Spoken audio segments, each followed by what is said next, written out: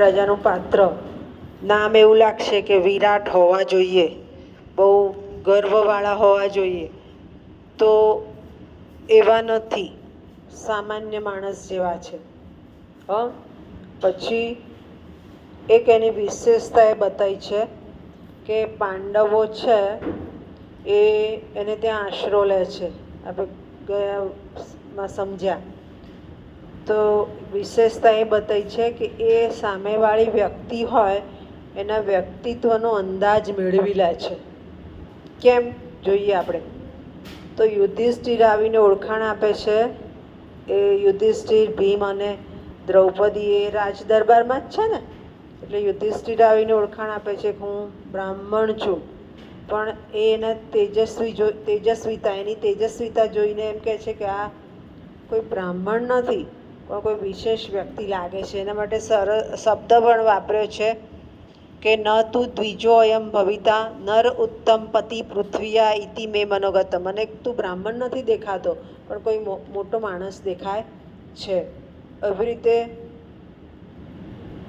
રસોઈયાનું કામ અધ્યક્ષ તરીકે ભીમે કર્યું, તો ભીમને જોઈને એમ થાય છે કે હવે મારે રસોડા તરફ જોવું પડશે નહીં, રાજાને એમ થાય છે. ત્યાર પછી બૃહનલા સ્ત્રી વેશે રહેલો અર્જુન, પણ અર્જુનમાં કુશળતા છે, યુદ્ધ જીતી શકે એવો છે. તો અર્જુન ભલે સ્ત્રી રૂપે રહ્યો, પણ વિરાટ રાજા એની સમક્ષ જ કહે છે કે હું તને સોંપીને જતો રહું રાજ્ય, તો મારું રાજ્ય થોડો સમય તો ચાલે એટલી જ કેપેસિટી તારામાં દેખાય છે. પહેલાંના સમયમાં આપણે જોતા હતા સ્ત્રીઓ પણ યુદ્ધ લડી લેતી હતી. ત્યાર પછી અશ્વપાલ, એને બધાને જોઈને એની વિશેષતા દેખાય છે, સહદેવ અને નકુલને જોઈને. તો કહેવાનો અર્થ એ છે કે એક સામાન્ય માનવી જેવો છે, બહુ રાજા જેવો દેખાય નહીં, વિરાટ સ્વરૂપ હશે એવું નહીં, પણ એક વિશેષતા એ છે કે સામેની વ્યક્તિને ઓળખી શકે છે, એની અંદર રહેલી પર્સનાલિટીને, ઇનર પર્સનાલિટી એ ઓળખી જાય છે.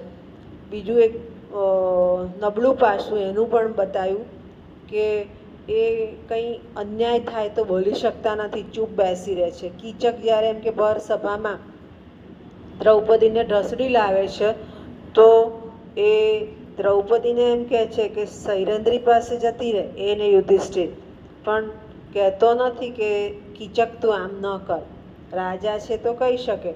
પછી કીચક પણ એમ કહે છે કે આ તો કહેવાના રાજા છે, રાજા તો હું પોતે છું. એટલે આવું જ્યારે અન્યાય થાય તો કંઈ બોલી શકતા નથી, અન્યાય સામે ઝૂકી જાય એવા વ્યક્તિ છે. પણ એકંદરે વિરાટ રાજા કેવા છે તો સરળ છે. બીજું એનું વ્યક્તિત્વ થોડું નિર્બળ છે કે કોઈને જલ્દી કહેતા નથી. બીજું નિર્ણય શક્તિ સારી છે, બીજાને ઓળખવાની શક્તિ પણ સારી છે. અને પાંડવો એને ત્યાં રહ્યા 1 વર્ષ અજ્ઞાત વેશે, તો એ અજ્ઞાત વેશે રહ્યા, તો પછી એને એમ થયું કે હવે આ અજ્ઞાત વેશે રહ્યા છે અને એ સમયે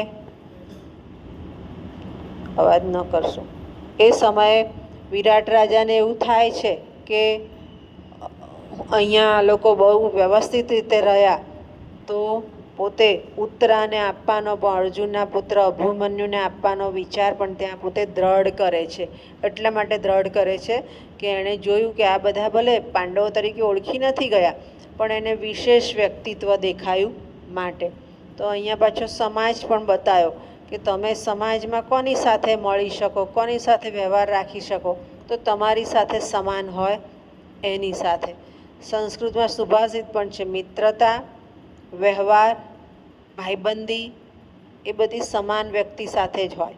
નિમ્ન વ્યક્તિ સાથે કરો તો તમે પોતે નિમ્ન થઈ જાઓ, ઉચ્ચ વ્યક્તિ સાથે કરો તો તમારે તાલમેલ મેળવીને ઉચ્ચ થવું પડે, પણ સમાન સાથે મેળવી ઉચ્ચ થવાના પ્રયત્નો કરવા જોઈએ. ખ્યાલ આવી ગયો વિરાટ રાજાનું પાત્ર.